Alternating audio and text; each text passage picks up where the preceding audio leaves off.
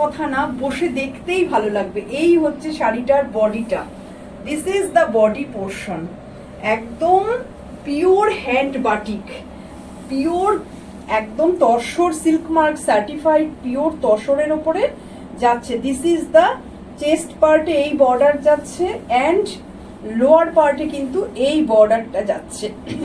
কালারটা কিন্তু একদম শ্যাওলা গ্রিন যাকে বলা হয়, শ্যাওলা গ্রিন কালারের মধ্যে আছে। দেখুন এই হচ্ছে প্লিট পোর্শনটা, this is the pleat portion, এইভাবে যাবে প্লিট পোর্শনটা। অ্যান্ড আঁচল পোর্শনের আর্টটা একটু দেখুন, জাস্ট আর্টটা দেখুন, মানে অসাধারণ কাজ করা হয়েছে প্রতিটা শাড়ির ওপরে, অসাধারণ কাজ করা হয়েছে। প্রাইস যা বলবো না, নেক্সট টু ইম্পসিবল প্রাইস, মানে সত্যি এই প্রাইসে এইসব শাড়ি পাওয়া অসাধ্য। আর এই যাচ্ছে ব্লাউজ পিসটা, দেখুন এখান থেকে পুরো 1 মিটার ব্লাউজ পিস কিন্তু করে রাখা হয়েছে। This is the blouse piece.